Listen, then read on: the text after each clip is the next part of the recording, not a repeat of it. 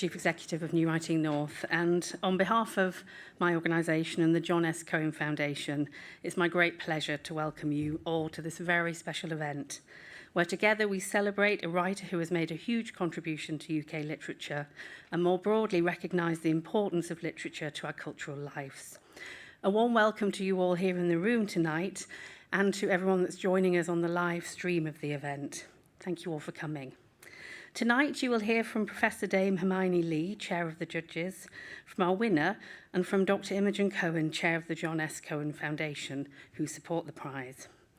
A unique element of the David Cohen Literature Prize is that the winner, celebrated for a lifetime's achievement, gets to pass on support to the next generation of literary talent by awarding the £10,000 Clarissa Luard Award to an early career writer of their choice.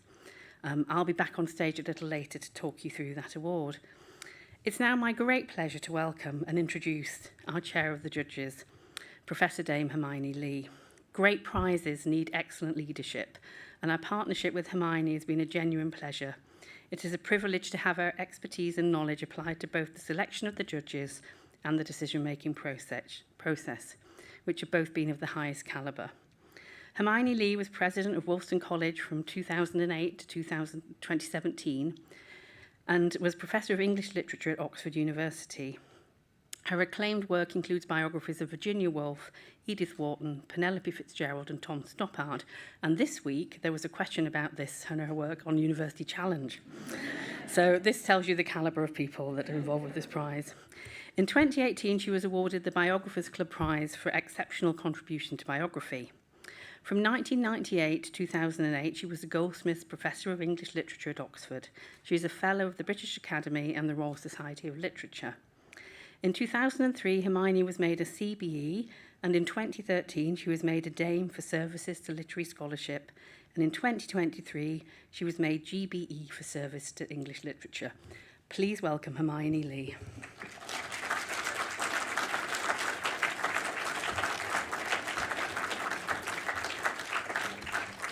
Thank you. Welcome to the 2023 David Cohen Prize, which I am very proud to chair. This prize, now in its 30th year, is special. Like no other in this country, it looks at a writer's whole writing life. It's not confined by genre or category, but seeks out only the very best in literature of all kinds. It is given only every 2 years. It has no shortlist, no flummery, and no hoopla. It makes its mark through the distinction and lasting glory of its list of chosen writers. Let me remind you of those great names, going back to 1993 when the prize was founded. V S Naipaul, Harold Pinter, Muriel Spark, William Trevor, Doris Lessing, Belle Bainbridge and Tom Gunn, Michael Holroyd, Derek Mann, Seamus Heaney, Julian Barnes, Hilary Mantel, Tony Harrison, Tom Stoppard, Edna O'Brien, Colm Tóibín. Dr. David Cohen, who so generously and imaginatively founded the prize and who was a lifelong lover and patron of literature and the arts, used to call this his very own Nobel Prize, since 4 of the winners went on to win that other award after this one. And I might add, a number of them certainly should have won or should win that other prize. As some of these names recede from us in time, they take on an aura of sanctity and grandeur. They become fixed monuments of literary achievement. But when I look at the David Cohen list, the much missed dead and the happily still living writers, I'm struck by 3 things. The first is that these are all writers who have never given up. They started young, they have invincible energy and imagination. Their powers of creation are astonishing. They are wonderful models of lasting, unswerving, passionate dedication to a writer's life. The second is how adventurous and daring these writers were and are. Retrospectively, some of these choices have assumed the status of grand icons. At the time, they have all been and are, in their own ways, unpredictable, edgy, bold and startling. It's always been a list of excitements and revelations, and this year is no exception. And the third thing is how important this prize is to the great writers who have been awarded it. To our delight, one of them, Julian Barnes, is able to be here tonight, and others have spoken of what the prize has meant to them. Colm Tóibín, our last winner, who's in the States, so can't be here, sent this message. The list was a list of the writers whose work had meant so much to me. Being included among them was something I could not have imagined when I set out as a writer. I am proud to have received the prize. In 2021, Colm Tóibín's year, Tom Stoppard said, over the years, the David Cohen Prize has come to be acknowledged as perhaps the highest accolade accorded to writers in this country. Edna O'Brien wrote, the David Cohen Prize has a glowing pedigree, and the winners are writers whose reputations remain undimmed. I feel so lucky to be included in that galaxy. And Julian Barnes summed it all up. A literary prize is only as good as its list of winners. For me to chair this prize, following in the mighty footsteps of Mark Lawson, to work with David Cohen's wife and daughter, Gillian Barker and Imogen Cohen, who are so devoted in their continuing generosity and commitment to the prize since David's sad death in 2019, to be involved in choosing my fellow judges, to spend months reading and rereading a great range of writers in order to find our winner, and then to have a series of intense, absorbing conversations in coming to our decision. All this is a huge treat and privilege. This year, my fellow judges were Aida Edamariam, Helen Mort, Malachy Talek, and Boyd Tonkin. They brought to bear an exciting mix and variety of talents, interests, and professional skills, including poetry, fiction, memoir, reviewing, editing, singer-songwriting, mountaineering, the promotion of international literature, and quite a bit of prize judging. I enjoyed debating with these versatile, informed minds, and I was grateful that though we had differences of views and sharp contrasts in our literary tastes, they were always generous and patient and willing to listen as well as argue. They have been utterly committed to the task, and I think have enjoyed it as much as I have. One of the interests of judging this prize is that it involves discovering authors you hardly knew, recommended to you by other judges, but also rereading authors you thought you knew well, and sometimes completely revising your previous opinion of them. There's something at once comforting and disconcerting about rereading a whole span of a writer's work. You may be returning to books that have opened your eyes and changed your life, or which you didn't quite see the merit of many years ago, and which strike you quite differently now. It's a fascinating experience both of recognition and of change, a kind of literary coming to terms with yourself. So now to our choice. As you'll know, if you happen to have attended the last David Cohen Prize event in 2021, I'm not a fan of the kind of award ceremonies where you have to eat your way in a limbo of apprehension through an entire three-course meal with cabaret and multiple speeches before the result is announced, and the prize giver does a clock-ticking, heart-pounding, nail-biting, entirely artificial pause before opening the envelope very slowly, miming amazement, and then reading out the name. The David Cohen Prize is not like that. I'm simply going to tell you who we've chosen, and then we can concentrate for the rest of our time together on this person's books and their writing. When I've announced the name of the writer, I'll talk for a bit about them and their work, and then they've kindly agreed to do a few short readings as part of their acceptance speech. But before that, I'm extremely happy to tell you that the winner of the David Cohen Prize for 2023 is John Burnside.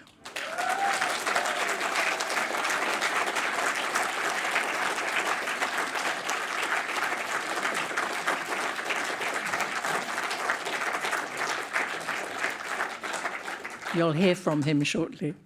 Poet, novelist, story writer, memoirist, and essayist, John Burnside has been writing every imaginable kind of book, and some unimaginable kinds, for at least 35 years.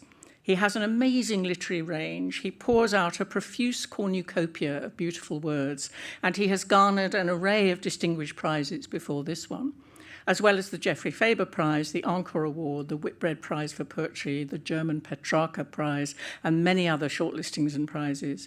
He had the rare accolade of being given the T.S. Eliot Prize and the Forward Prize in 2011 for the same book of poems, Black Cat Bone. He receives the eulogies due to a great writer, where words such as singular, subtle, serious, and stunning are used, and where beauty and joy, magic and music are praised. He has become a voice we rely on, was said of him, and that was 17 years ago. The poet Bernard O'Donoghue has called him in 2011 a writer of the first importance, with a sense of mission and a seriousness which are the guarantee of all his work.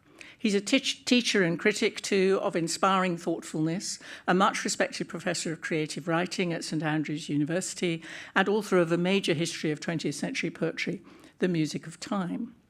But to blazon all that doesn't start to describe why he is such an extraordinary, original, and powerful writer, whose work has a profound effect on all who read him.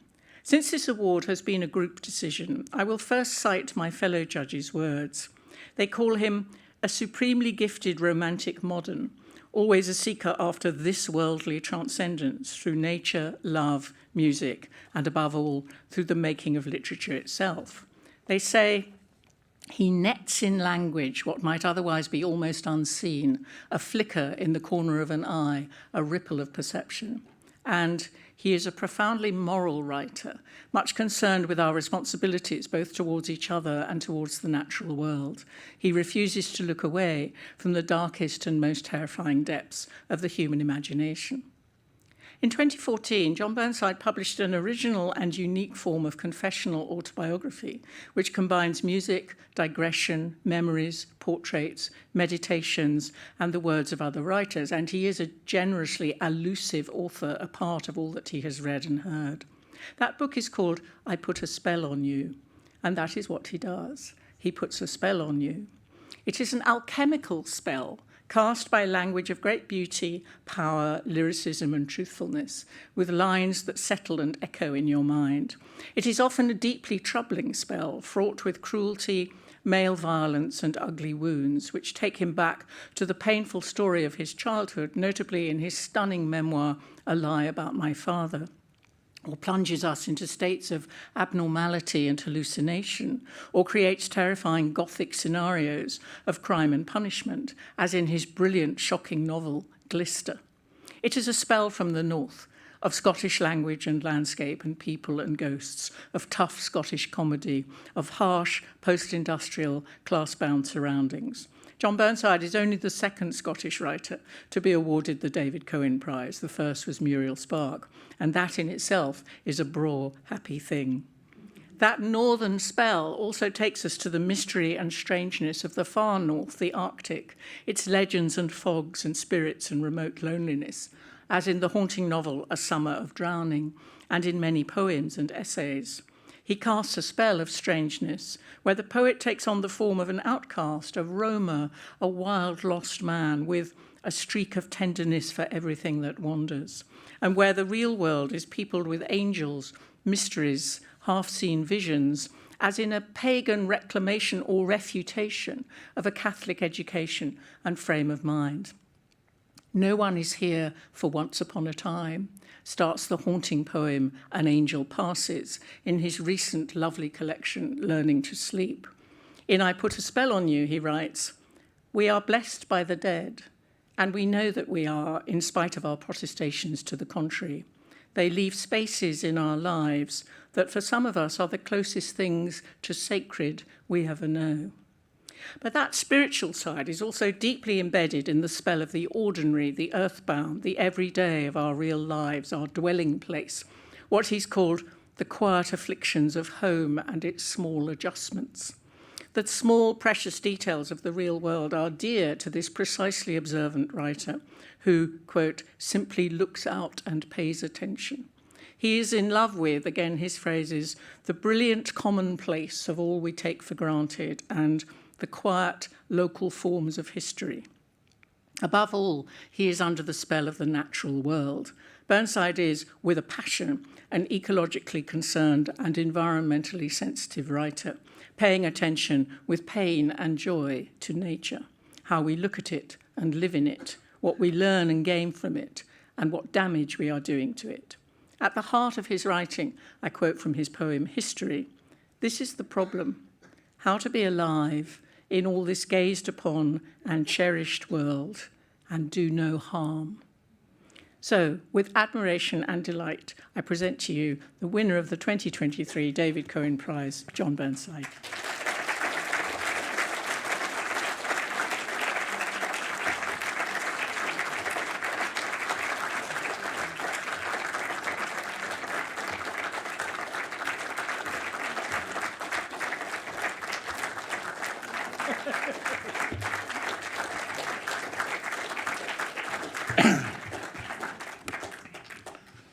Thank you so much.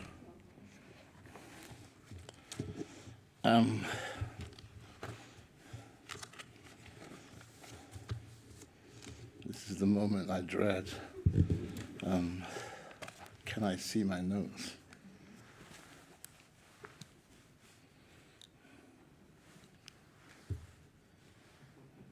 The answer is no.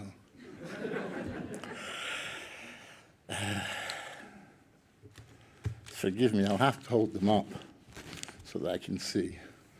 When I heard the news of this, I was even more surprised than some people in the room. And I actually asked if a mistake had been made, but apparently not. I'm not a public speaker, so what I'm going to do is say a few words of thanks, and then I'll read a few poems with just some remarks around them to try and make sense of them. But first I want to say heartfelt thanks to Imogen Cohen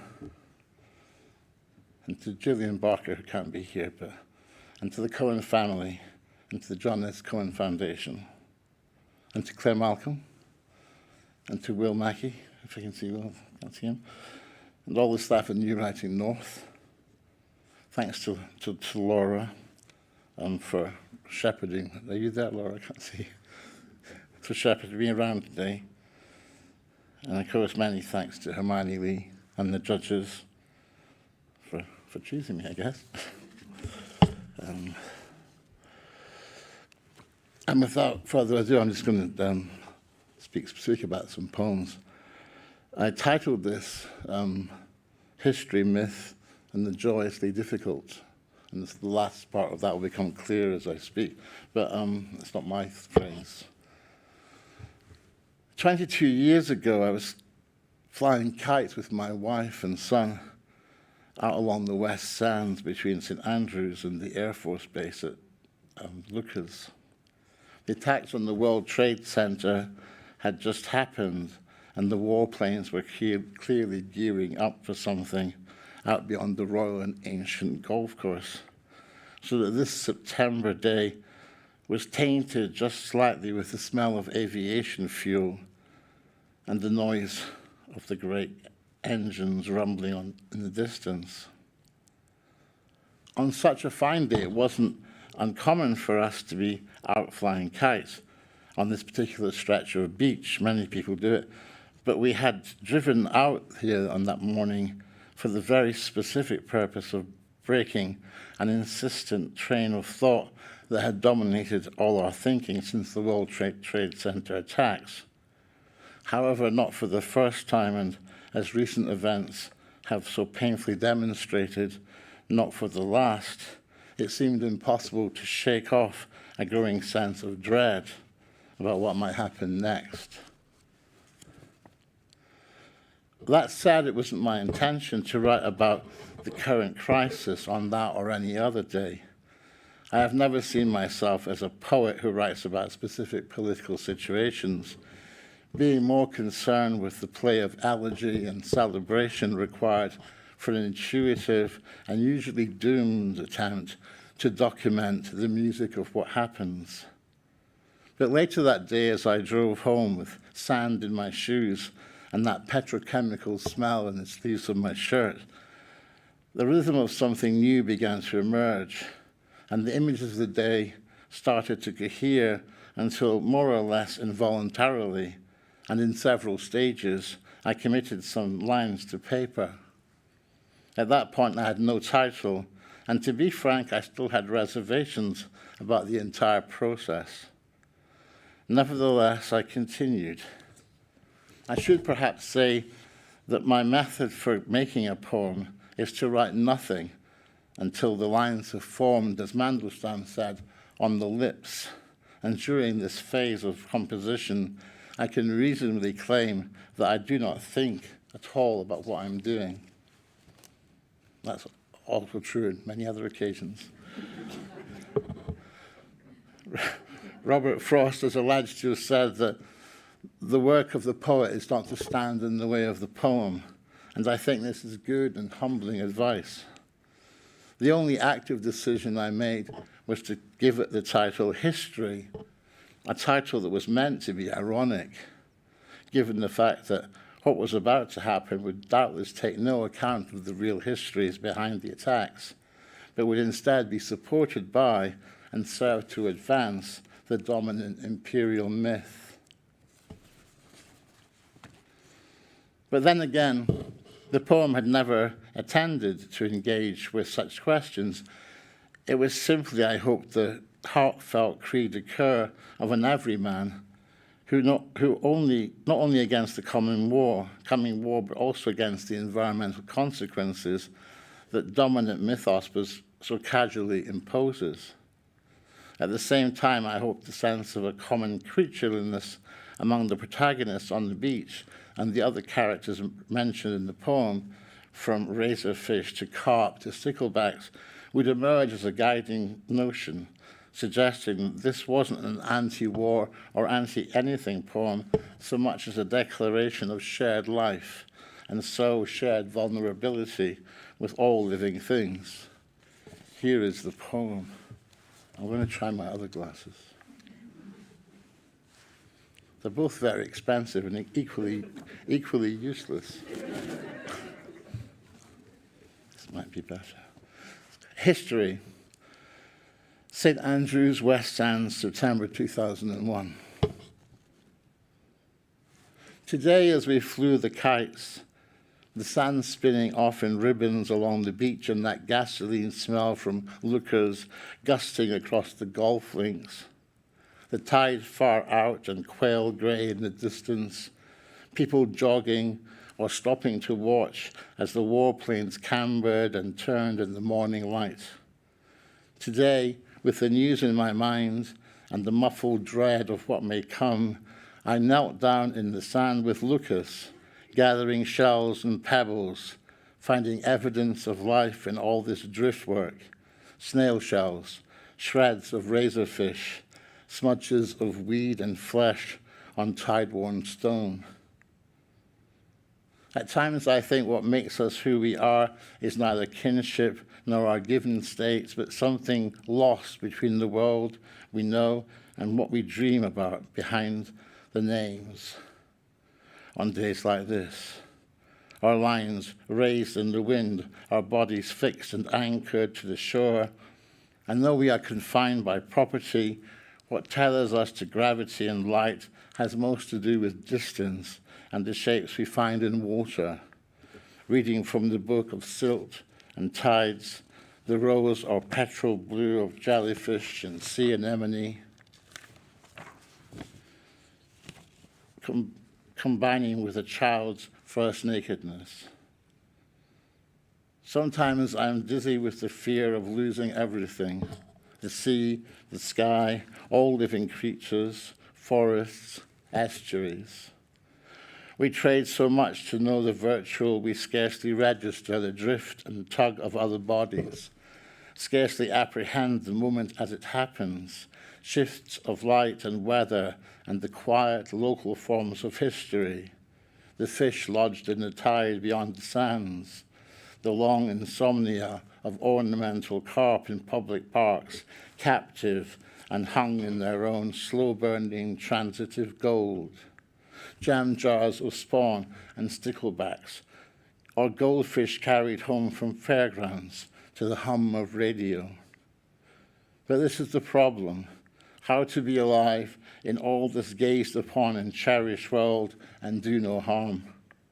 A toddler on the beach, sifting wood and dried weed from the sand and puzzled by the pattern on a shell. His parents on the dune slacks with a kite plugged into the sky, all nerve and line, patient, afraid, but still, through everything, attentive to the irredeemable.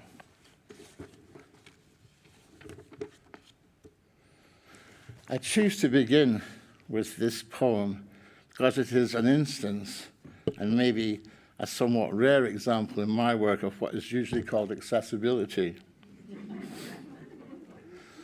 I should say here that I have no problem with this. I think a poem should be accessible as it can be, as long as it does not compromise its essential nature to do so. But I do have difficulty with the label as such. Similarly, I can't quite accept such terms as difficult in the pejorative sense on the one hand and relevant on the other. In the first case, I tend to go along with the poet-critic John Ciardi when he says, "The craft of poetry is not easy. It is better than easy. It is joyously difficult." With the emphasis on joyously here, of course, and taking for granted the understanding that there is nothing joyous about being difficult for its own sake, as with certain schools of verse who confine difficulty with obscurity and unself-conscious seriousness with solemn self-regard, not mentioning any names. Meanwhile, when it comes to relevance, I cannot help fearing that what is being praised as such is no so well expressed statement of the obvious, a rehashing of received ideas and half-truths that in the midst of our difficulties serve merely to reassure the reader. A friend of mine in the States once sent me a note after reading a book of mine, and he said, "I like the way you hurt the reader." I was quite pleased with that. It appealed to my inner Scot. As a poet, I don't want to be controversial for its own sake, but I do hope to provoke, even if the provocation is rather quiet. As I have said, the idea of writing poetry with a set intent or purpose gives me the shivers, and in fact, if I'm honest, I have to admit that I've never done anything much very deliberately. Nevertheless, I write with a purpose, one that during composition is often quite hidden from my conscious mind, if I can use that term, and only emerges after the fact. Of course, like any self-respecting British writer, I would never dream of trying to say something openly about the human condition. And yet, at the same time, I don't think I'm alone in secretly hoping that once committed to the page, some fragment of what I have written might say something about the world, or rather about the single great mystery that amazes me at every turn, that we are here, and that there are places and moments that, whatever else we may suffer, are uniquely ours.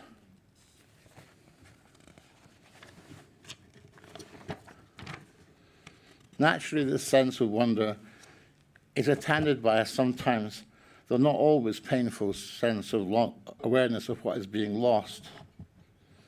I am not sure how much of this awareness might be the tenderness of the damned for their own flesh, but I see no point in pretending that, just as the continuity of being, not my being, and not that lovely 70s cliche, being here, but the fact of a world as such is, to my mind, as wondrous as it is joyously difficult.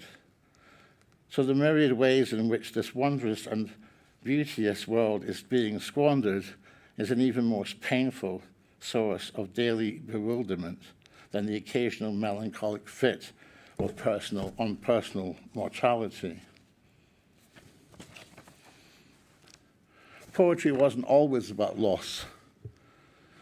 Mourning always had a place in this craft, but since the beginning of enclosure and industrialization, unacceptable, if not unbearable, loss has become a single theme for many of us.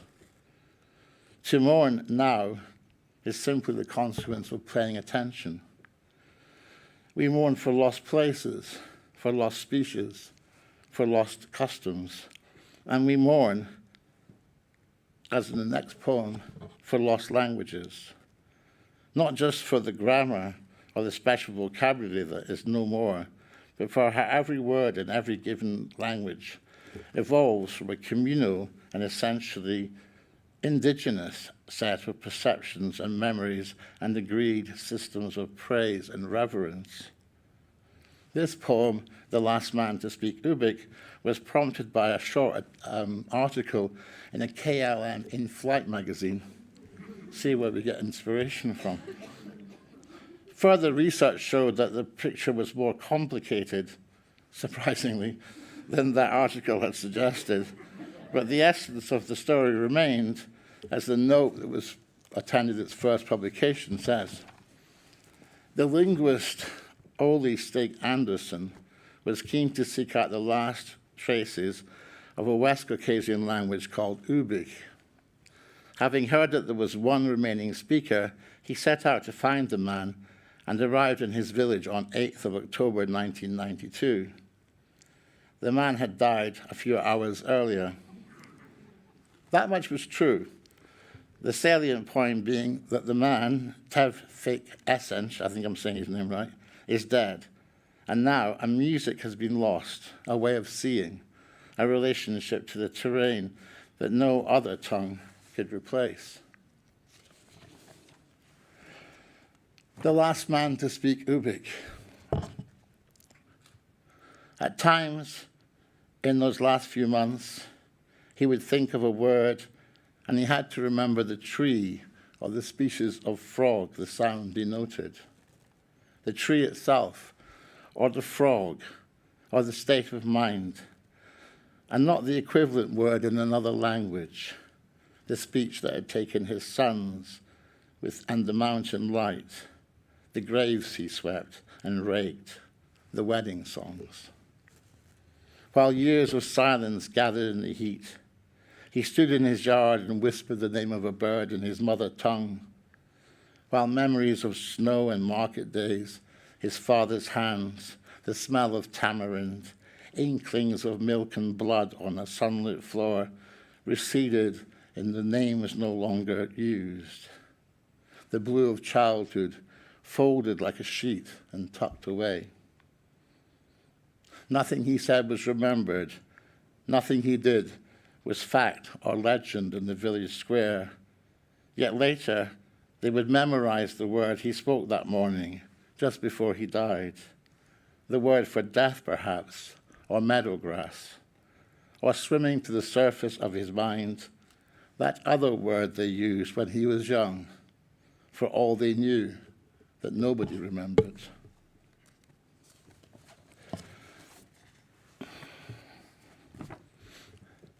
No point trying to deny that the tone here is elegiac, but when I finally set it down, I did hope that the poem also offered a celebration for the nameable world and perhaps an argument for maintaining what remained of those languages we have evolved over centuries worldwide while they're still alive. According to the Language Conservancy, 61% of languages around the world that were spoken as a first language in 1795 are doomed or extinct. Although governments have become increasingly aware of the language loss crisis, policymakers have not allocated enough resources to substantially turn back the tide of the coming wave of extinctions. Right now, 9 languages a year, or 1 every 40 days, ceases to be spoken. If we do not tackle the problem of language loss, more than half of all languages will become extinct in the next 100 years. We share the world through the languages we use to talk about it. I like to remember that the action from which naming arises, the act of listing and identifying what we see around us, and so of making an inventory of the given, and the word for creative imagining or invention come from the Latin invenire, to come upon, find out, invent, discover, devise, ascertain, acquire, get, earn in a good way. Often an indigenous language has emerged in both, Often an indigenous language has been engaged in both inventing and inventorying its terrain for many centuries. When it is gone, that terrain becomes vague and foggy, and in time risks being lost altogether. Similarly, a poem begins at its very inception, not in ideas, not even in images, but in language, words, sounds, music that responds to the things of this world intuitively, rhythmically, and perhaps magically. More than mere denotation, the inventio of poetic language is also incantatory, bringing the world into being, moment by moment, like the song of Orpheus, who, according to legend, could sing new animals into existence with a single musical phrase. Now there's a gift. Loss. It's hard, I think, not to keep going back to it, lingering over it the way the tongue lingers over a broken tooth, appalled and slightly incredulous, I suppose, that the irreversible has just happened, and that what was loved or needed or simply taken for granted has been snatched away, all too often for reasons that don't seem at all reasonable. In a broad sense, loss comes in two distinct flavors. There are things we lose because others, sometimes known, often faceless, take them away from us.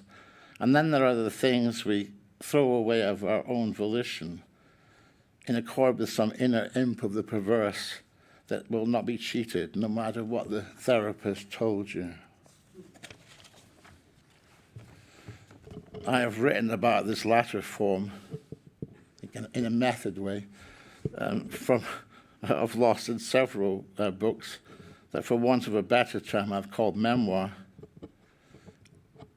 And I'm aware of how risky a process that is. But more recently, it is the other kind of loss that interests me.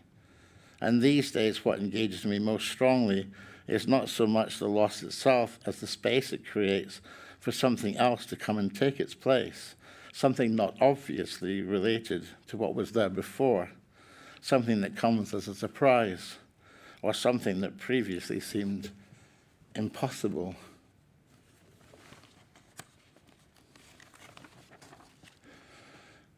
I wanted to speak a little bit about prose here, but I find it difficult to talk about prose. For me, prose is best consumed alone in an upstairs room, with rain falling outside an open window, the rest of the world busy with whatever business it has. When it comes to longer fiction, my main theme can be summed up thus: what happens when a person witnesses an event that the entire external world declares impossible? This question seems urgent to me because all of my life I have felt the nearness, the urgency of things that society as a whole, what I tend to call the authorized version, denies, or at least disputes, as unrealistic. It's like that old adage attributed to Coleridge: if a man could pass through paradise in a dream and have a flower presented to him as a pledge that his soul had really been there, and if he found that flower in his hand when he awoke, aye, and what then? I'm obsessed with what everyone tells me is impossible, and so I write about it more or less compulsively. But I can't, or maybe I mean I ought not to, say much more about this. And time hurries on. So I will conclude with a fairly recent poem, one that came in a very matter-of-fact way out of a walk in the fields around my house. I dare say there's no need to mention this, but I wanted the poem coming at the end of a collection, much concerned with ideas of elsewhere and hereafter, to act as a very modest reminder that the kingdom, the real, the magical, the unrepeatable everyday, is very much at hand. Even as I started composing it, the rhythm murmuring away at the back of my head as I crossed an East Fife pasture, I had the sense that it was meant to be the last poem in the book I was making at the time. And so it was, which explains the title. Postscript. An evening like any other. Storm clouds stalled above the fields. My neighbour's cattle gathered at the near edge of their known dominion. One last tractor dawdling to the yard, its headlights blaring in a burst of summer rain. And something's coming, something sensed but not yet seen, before the night engulfs us and the cattle turn away, bemused or unconvinced, or simply waiting for this weather to be done. And I am with them here, but on the brink of elsewhere, gazing out across the land, as if a better world was still to come. Thank you for listening. Thank you very much.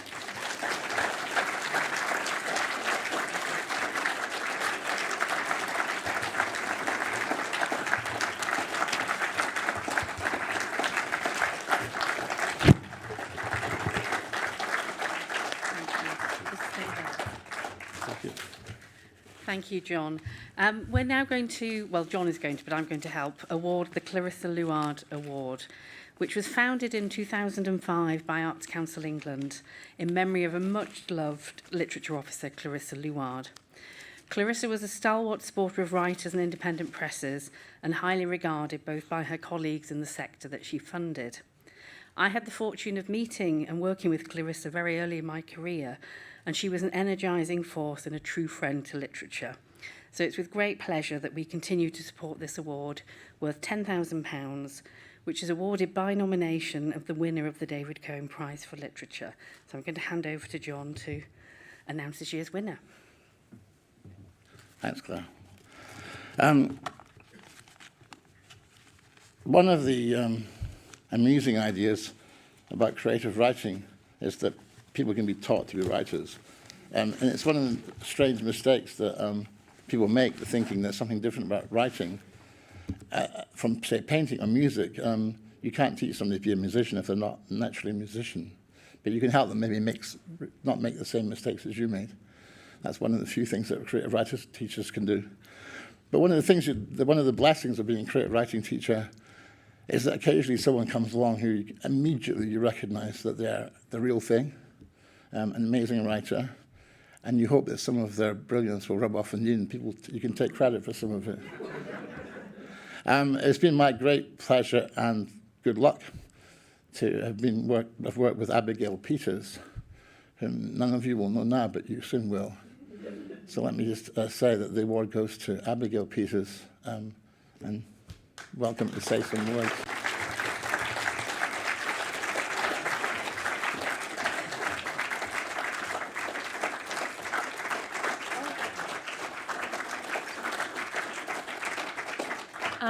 I just really want to say thank you and congratulations to John and also everyone who's part of this. So, yeah, it means so much to me. So, thank you.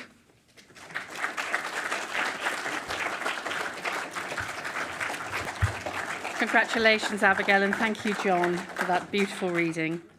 To close the event, I'm now going to hand over to Dr. Imogen Cohen, who is chair of the John S Cohen Foundation, who support the prize along with Arts Council England. Please welcome Imogen.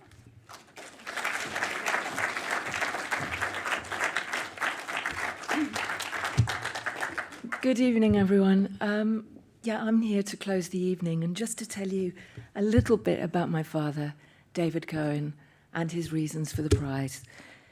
Those reasons were deeply connected to his vocation as a doctor, as a medical doctor, a GP for the NHS.